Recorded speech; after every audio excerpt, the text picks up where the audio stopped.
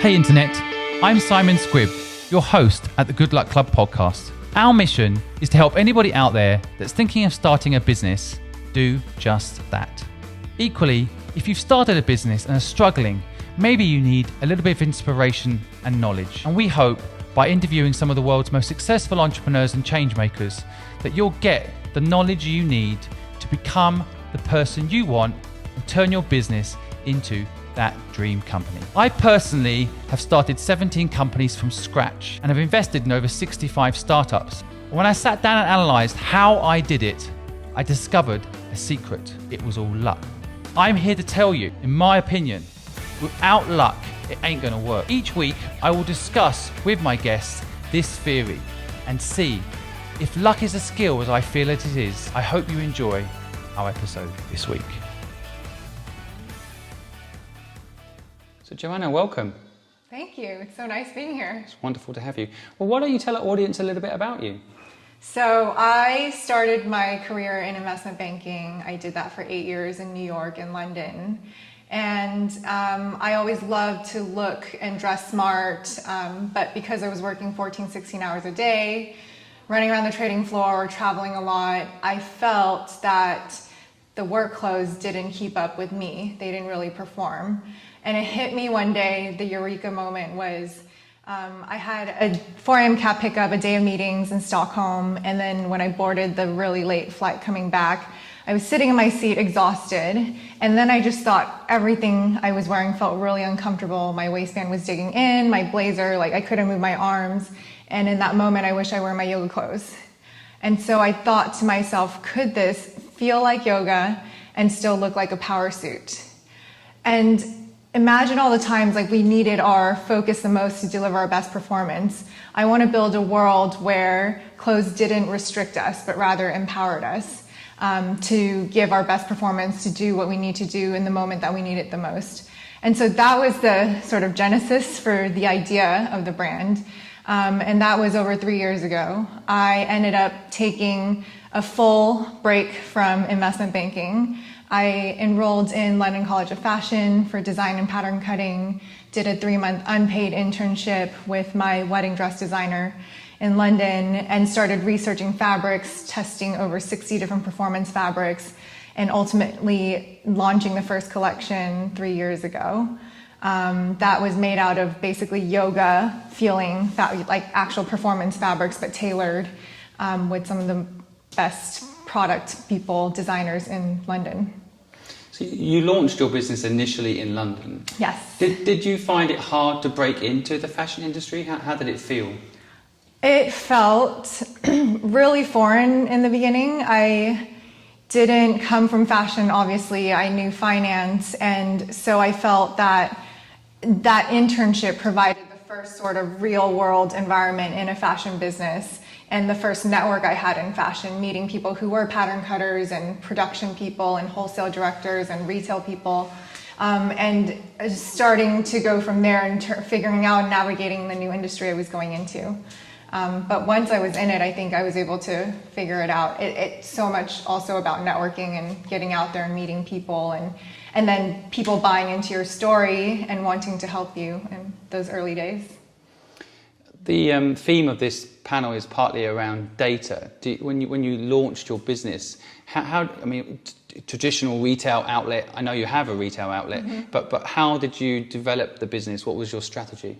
So the business, first of all, when I was in the internship, it's a brand that is very traditional in runways and dressing celebrities for red carpet and relying so much on wholesale. But what I saw was if you can source all of these premium raw materials and get it made in a high European craftsmanship type of way and retail it directly to the consumer, so D2C, direct to consumer, the customer gets a better quality for value, and I'm able to attract such a bigger market because the price point is that much more accessible. So the business model was around that. I launched with 8 styles in the first collection, and 5 were dresses, because I was really thinking dresses would be the big thing, but it was good. I had a blazer, a trouser, and a blouse to make a whole suit, because it turned out that suit was by far our bestseller, and especially the trousers. But I did that because I was like, oh, I'm gonna get data from what's going to happen with the separates versus the dresses, and then let the data guide me from there. Because I came from finance and Excel was like second nature to me, from the very beginning, like the dashboard and everything that I was looking at just intuitively was much more analytical probably than most startups at that stage. So I really was tracking by size, by color, how we were merchandising, and then developing further collections based on what we were lacking in the current offering. So data has always been really a big focus for us. So does data tell you what products to push forward and do more of and what to drop? So the data will tell you what to drop and what to do more of. Also the initial purchase, so it's like always relative to how much you buy initially. But then the next level is really listening to your customers or seeing why some things are getting returned, if it's small design tweaks that we can make to really make that a better performer. And I know on our best-selling trousers, we probably prototyped it 15 times by now. It's on the 15th iteration. And so it's using data, and then it's using fine art of customer feedback and everything else that you're getting from the outside world about your products. So you've been going now 3 years. Yes. And what's your feeling on the next 5, 10 years in the retail space? So I think, so for my space in particular, which is dressing for the professional woman, I think coming out of lockdown especially, the intersection of work and leisure and everything in between is going to be more prominent than ever. Now how we're thinking about design is every single piece that we're designing is for a day that could be in the office, but also from home, could be with drinks after work, or client meetings, or taking the kids to school, or doing the pickup, or going to the grocery store, or wearing it on the weekend for a night out. Like, we need to think much more versatilely about all our designs and make sure that from a design perspective, it's really still being even more, working even harder as products for our customers. In terms of retail for the next 5 to 10 years, I mean, we've had this whole direct-to-consumer growth spurt over the last maybe 5, 8, 10 years, past decade. And I think so much more prominent going into this decade now is omnichannel. You can't just solely rely on one channel and acquire customers through only paying for Facebook and Instagram ads. It has to be, you know, we've seen great brand awareness through our pop-up at Spitalfields Market, which is really central in London and has access to all the city bankers and lawyers and consultants. That's driven so much awareness for us. In addition to, we're now looking at our first wholesale partners, because if they already have the platform, there's a sense of credibility and validation, and that customer then discovers you, loves you, and comes directly to you. Community engagement has been huge for us. So before the lockdown, we were doing tons of career events, engaging with our customers directly through Body Shape or personal brand through our store. And we've done a bit of that online in the virtual space in the lockdown, but I think that's going to continue to be an engagement point. And also sustainability is the huge one. It's something that I think no one can ignore at this point. If you're a brand or a company in the apparel or consumer space in general, you have to evaluate how you're looking at being environmentally responsible and also socially responsible for everything that you're doing and creating.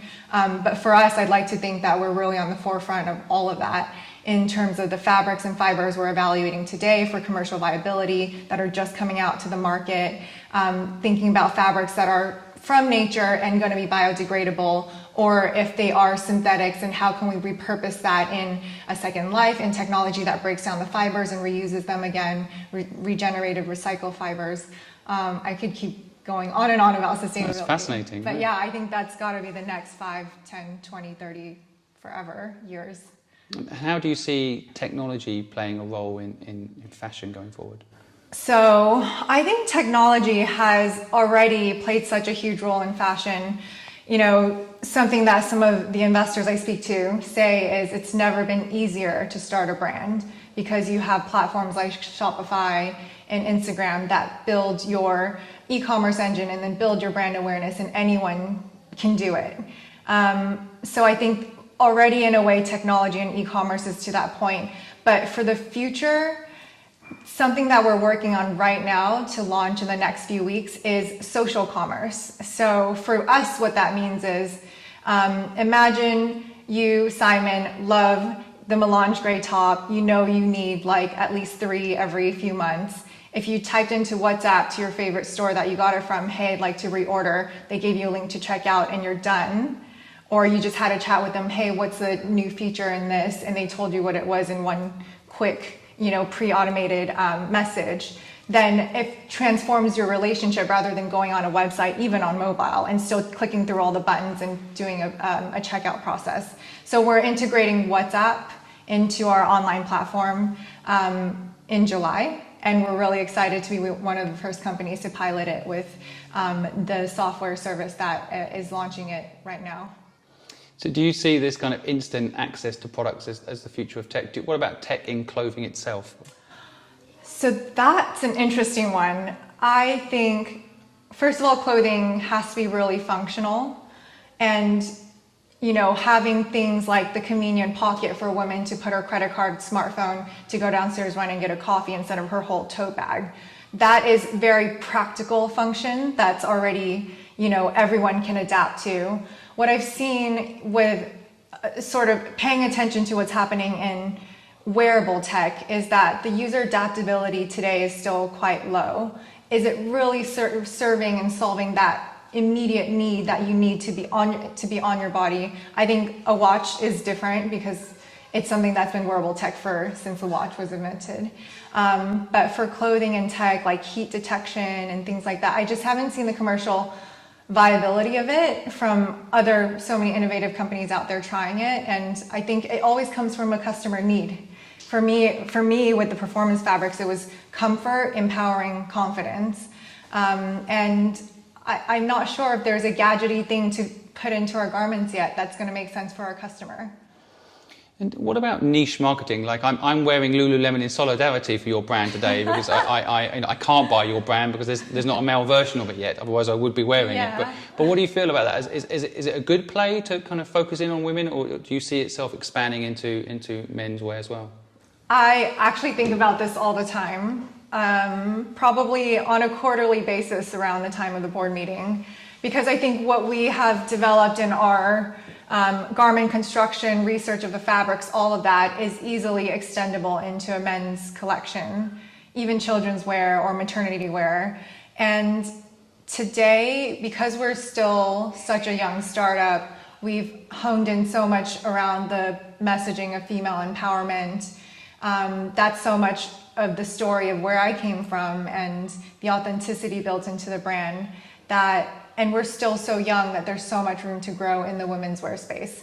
If it were going down the avenue of doing menswear, I would envision its own brand. It may not be called Dai. I think it would be, we need to figure out what that branding message is, but it wouldn't be, empowering men in the workplace, which is also so good and important. But I think I came from a place where the workplace was dominated by men, and women always, want to break the glass ceiling, and I want to empower those women to do that, even if that's in their clothes, that's that much more convenient and effortless for them. It sounds like you're saying that retail is still important as a physical presence. Yes. That's a surprise to many, I would say. Even markets like London where they hear high streets are dying and so on, but it sounds like it's actually reinforced your brand message. I think the bad high street stores are dying. The ones that haven't really moved with the times or with technology or with, be more forward thinking or just got complacent. I think it's interesting. We just did a big customer survey and got the results back. And we compared it to last year's, and one of the questions was how important is an in-store experience for you? And literally the percentage results was identical. Most people said that it is somewhat to very important for them. Whether that means having the brand's own store versus a department store. Department store scored very low, but having a brand's own physical presence, that type of thing is still important. And if you look at the lockdown, for example, I think people are actually excited to go back into their favorite shops or cafes or restaurants. And I think for us, the way we look at retail strategy is, and maybe because I'm a startup, but if we're paying rent for that space, we better use the full extent of our time in that space. So with every pop-up that we've done, and we call them performance space, it is a place for both showing the performance of the clothes through installations, through plaques that educate you on what it's made of or the process or the ethics behind it. But also we use it for events and collaborations and interesting speakers, and have morning events or evening events or weekend fun things all the time in the store. So creating an experience that the customer actually enjoys, more than just walking into a store with racks full of clothes, I think is a new retail. The other thing we're doing in store is which we also have online, is our Fit Finder. So we have an iPad interface where you can enter simple things like your height, your body shape, a few preferences, and it'll tell you what trouser is best recommended for your body shape and height and all of that. And then we bring it to you to try on.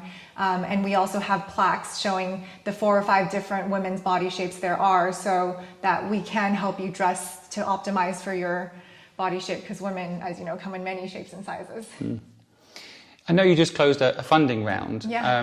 Maybe for the audience's benefit, was it hard to raise money? What was it like raising money right now for a new fashion brand? I think I blacked it out now. No, it was quite challenging. I started having conversations with my existing investors back in November, and we closed at the end of March. So closed literally once we went into full lockdown. People were still figuring out what coronavirus actually meant in their respective countries. And I think, for me this time it was important to expand the network of investors I was speaking to. I previously had one institutional investor and one family office who is involved in the apparel industry. And that's great, because what I wanted from the first fundraise was people who were experts and could bring their expertise to my business as someone who didn't come from fashion. And this time I really wanted to look at potentially bringing in US investors or Asian investors.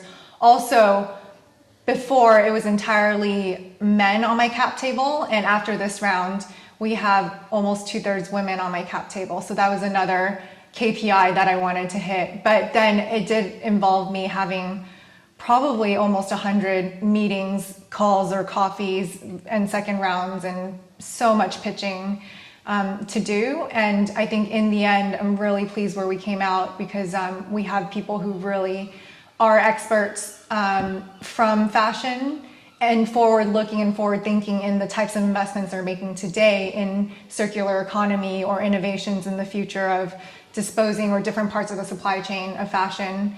And they really believe and back the business and see the potential in everything that we're doing, in the performance and the sustainability, in how we're a modern brand and how we're speaking to our customers. So it's rewarding, but it was a lot of work. Well, within London, for the audience's benefit, you are very well known and well respected in the fashion business. What you've done in the last 3 years is just astonishing. Built a brand from scratch that's respected and customers love. Probably the most important thing, customers absolutely love. Yeah. And I wonder though, if you see yourself as, what the next step would be. For example, would you look to manufacture in China, or would you look to open up in China and sell your brand there? I've always had my eye on Asia, starting with Hong Kong. First of all, Dai, the name of the brand, is from my surname, Dai, which means in Chinese to wear, like to wear a hat or glasses, something that's revolving around your head. But it meant to wear, and when I was coming up with a brand name and trying to think of an esoteric word, I was like, actually, let's just go for my surname. And myself being Chinese, obviously. But I spent 2 weeks in Hong Kong when I was working formerly in investment banking, and I feel like I really understand. I mean, it is another metropolitan, just like New York or London, the same customers there. It's a lot hotter, so that means some of our fabrics should suit really well for that environment. And it's something that I'm very much looking forward to expand and grow into. I think maybe geographically closer to London right now is looking at some areas in Europe, like Germany. Also, myself being brought up in the US, I think places like New York and the major cities in the US are a huge opportunity for us. What do you feel about players to watch in the retail sector going forward? Is there anyone that jumps out as other people doing interesting things? So I always thought, and especially going on this journey and really diving into the apparel space, I've always liked what Everlane's done and stood for in terms of the message on transparency, how they thought about, say, a business like Gap and how they're disrupting that by still everyday elevated basics and classics, but turning the business model, the message, the voice, everything to be a much more relatable to a millennial or Gen Z customer. So a brand like Everlane or Reformation, who's also got an incredible sustainability report that they do every quarter. I think, looking towards the younger brands that were born of this past decade is definitely where the future is going. And then I also think it's really interesting to look at rentals as everyone knows now, consumerism is, overdone by a lot of us. There's so much pollution, especially in fashion, of pieces that we only wear a few times. Like the stats go on and on and on. The way we consume fashion is really interesting to watch going forward. And I'm a believer that rentals in the future is going to be quite prevalent. And I'm excited to see that grow in the UK. I know that's already a really big space in the US with companies like Rent the Runway. So I'm personally very interested in looking at the rental market and following what's happening there. It's the shared economy, I guess, right? Yes. Ultimately, but there doesn't seem to be a player that's broken through yet. Yeah. In London, not yet. I think there's quite a few that are in the very early stages and starting to come up the ranks. But, maybe it is a user adoption question or a convenience thing here. I just know in the US, many friends use Rent the Runway and it's so seamless for them. So if that can exist, then, they just have to figure out the formula to make it work here. I mean, in markets like Hong Kong, recycling or reusing expensive handbags, people have them for a week or two or a month or two, and then they resell them back into the market, and people buy them. Yeah, so. I mean, I'm also a huge fan of Vestiaire Collective. That's, I think, born out of France, maybe Paris. But I've bought several things off of there, and everything's still beautiful and great quality. So it is really prolonging the life of that and not letting it sit in someone's closet or just go to waste. I think one of the things I've observed about what your brand's doing that's really fascinating and our audience might find it interesting is the community piece you mentioned earlier. These events that you do around your customers, for your customers. Maybe you could talk a little bit about that. Yeah. Initially, it was a bit of trial and error. I think we curated events also based on, the first pop-up was in New York, and because myself and our store person weren't from New York, but we both lived in New York before, we kind of asked around friends who had startups. So we had a really cool, sustainable matcha drinks, matcha made into cocktails event, or a flower making event, because that was someone else that we knew that was local. But as we evolved and got data from the customers, it really resonated. Like when we brought a performance coach in or a leadership coach to talk about navigating your career or, negotiating your pay rise. Those were topics that women literally came in who were Dai customers or not, and they would be like, I'm really interested to hear this talk. I really need this right now. And then we were just learning and iterating over time what sorts of events, the frequency of our events worked best. And then also it's a platform to also collaborate with like-minded brands. Over Christmas, we had 6 or 7 different brands that had some sustainable or ethical element to their business that we brought in and did a lot of cool creative things with. And it's great to bring that community together. I think it's a unique thing that I guess during lockdown as well, in a way, like I think you mentioned it, it's easier to grow that community engagement. People have a little bit more time to jump on Zoom. It's fascinating. I think usually with Eventbrite in an in-person event, we might see 25 to 40% of the people not show up. And on Eventbrite or on Zoom during the lockdown, we had 90% people turn out to the Zoom call. So it was actually easier. Well, especially in a city like London, getting across London could take a couple of hours, right? And if you're busy, it's raining, or you don't go, right? So there's a whole additional piece there, isn't it? And to me, that's the hardware and software working together. You've got the product and then that kind of community piece, which is really, I think, one of the things that makes your brand very unique. I envision it as, how great would it be if a customer loved our product, but also, could share with her colleagues or friends at the next drinks or dinner, being like, I just went to a great event from Dai, and we talked about this, and I thought this was really interesting, and shared it around the table to help other people. Like that's a better relationship, an emotional relationship with your customer, rather than something that's just purely product based.